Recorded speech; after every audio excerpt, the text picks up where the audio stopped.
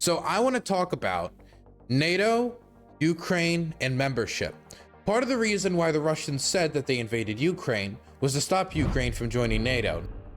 Now, anybody with maybe a more than a cursory understanding of the conflict would know that the Russians had already stopped the Ukrainians from joining NATO. They already were occupying Crimea.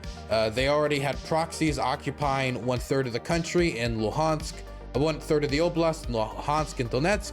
And part of NATO membership is not having any territorial disputes with another nation. You cannot join a country, you cannot join NATO if you have a territorial dispute with another country, because that could drag NATO into an active conflict. So automatically, they couldn't join NATO already. That's on top of the fact that the French and the Germans both had objections to Ukraine joining NATO. And the idea of Viktor Orban, even before this war, giving a thumbs up to NATO membership, as he would have to do, considering that you need every single NATO state to agree for a country to join. Every single member has to agree. It didn't look like Ukraine was joining NATO anytime soon. But now, with the invasion, even if I don't think it was as motivated by NATO expansion as the Russians say, now because of the invasion, the question of NATO membership has come up again. I've made no secret that I believe that Ukraine's security after the war has to be guaranteed by treaties and alliances. We cannot just go on the Russians' word alone for Ukraine to defend itself. And it seems that the rest of Europe, and specifically the chief of NATO, Jens Stoltenberg, seems to agree with me. The Americans, my fellow countrymen, my red, white, and blue compatriots seem to agree with me. Most of Europe and most of the alliance seems to agree with me. And Jens Stoltenberg, according to him, literally every single NATO country now agrees that eventually Ukraine needs to join NATO. Let's listen. NATO Secretary General Jens Stoltenberg says the alliance's members all agree that Ukraine will become a member. He added that NATO's first priority is to support Ukraine's war effort. His statement came ahead of a meeting of the Ukraine Defense Contact Group at America's Ramstein Air Base here in Germany. I said in Kiev yesterday that Ukraine's future is in the Euro-Atlantic family, and all NATO allies have agreed that Ukraine will become a NATO member. But the main focus now is, of course, on how to ensure that Ukraine prevails. Let's get more from our correspondent, Jack Parrock in Brussels. Welcome, Jack. So all NATO members agreeing that Ukraine will join the alliance. Is that a new position? It's certainly a new expression, Phil. It's quite a big statement from the NATO Secretary-General. It is clear that overwhelmingly the NATO allies have sort of agreed that Ukraine will be a member, and indeed Ukraine applied to be a member, but it hasn't been formally invited to do so. And what Jens Stoltenberg is doing is suggesting that all countries are on board. I'd hesitate to say that that is exactly the case, though. We know that each of the 31 NATO allies, in order for Ukraine to become a member, there would have to be a formal invitation, and then all of those countries, the governments and the parliaments, would have to ratify that membership. So we're a long way off. I think what he's expressing is that he's heard from the leadership of all 31 countries that sort of in principle they are in favour of this move. But it's important to say an agreement in that form is not signing on the dotted line. Okay, that's enough from DW. I appreciate DW. Always love DW for these stories. Now, to clarify this DW correspondent's point best, I would like to show you what Viktor Orban said in response, because everybody else, all the other countries generally didn't respond to this because they agree with what Jens Stoltenberg said, is that they all in principle want to see Ukraine eventually now in NATO, that this neutral non-aligned status has not worked in NATO in Ukraine's favor. It has allowed them to have a weakness that Russia has exploited to invade and try to annex Crimea, Donetsk, Luhansk, Kherson, Zaporozhye, and march on Kiev, right?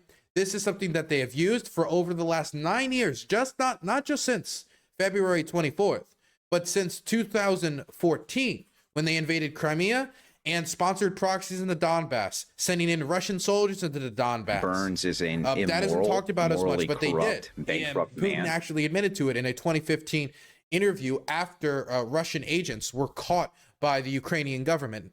So this is something that in principle they all know now, that if we're going to build a structure for Europe, a security structure for Europe that is going to be long lasting, it cannot just be based upon words, because the Budapest Memorandum, which the Russians signed and the Americans signed and the Ukrainians signed, said that all the countries recognized Ukraine's territorial integrity, that all of the territory that Ukraine had when that agreement was signed, and I believe 1994, was theirs, that Crimea was theirs, that Kherson was theirs, that Donetsk was theirs, that Luhansk was there. All of it was theirs. They agreed with it in principle. They signed on the dotted line. And then they violated the agreement. They violated their word. And this isn't the first time or the last time they violated their word with Ukraine. They then violated their word again when they invaded Crimea, and then lied about invading Crimea the whole time, and lied about invading and putting troops in the Donbass, and lying about supplying weapons to the Donbass, and lying about the fact that they're not going to invade in 2022 before then invading in 2022. Not to mention all the violations of ceasefires and everything else, and how Russia has fomented corruption in Ukraine, strategically fomented corruption to their own benefit, like they did with the Yanukovych regime. Now, putting all of that aside, Russia doesn't want Ukraine to join NATO, but now that's no longer seeming like a debatable question for NATO, because they have tried to resolve this issue without Ukraine having this strong defensive structure behind them. But if Ukraine gets in NATO, Russia will never invade them again. We know this 100%. The Russians will not invade Ukraine again if they're in NATO. If there was no NATO in Estonia, Latvia, Lithuania, those countries are much easier targets to invade for the Russians. And the Russians have even said during this war that they have floated the idea of invading these countries. Not only floated the idea of invading these countries, but there's also been an ideological justification for invading these countries. When Vladimir Putin wrote up his big ass essay and did this giant speech about why invading Ukraine was totally okay and was going to be over in like a week, most people have forgotten about that speech. But in that speech, he lays down a ideological justification for not only invading Ukraine, but invading basically all the post-Soviet states. It could be used as a justification to invade Kazakhstan, Estonia, Latvia, and Lithuania. And so if NATO did not exist to protect those countries, he could have used that same justification to try to invade those countries again and reclaim it and re-annex those territories. And the core tenet of Russia's current foreign policy is to reestablish dominance in the post-Soviet sphere. And we're talking about these countries, and that dominance could be asserted through invasion. But because of NATO membership, all of these countries don't really need to fear Russian invasion outside of building up enough of a deterrent to keep them over the border, to let them know that if they do cross the border, they're going to get shellacked. They're going to get curb stomped. And so if Ukraine is in NATO, the Russians will never invade again, and we will not have to rely on their word.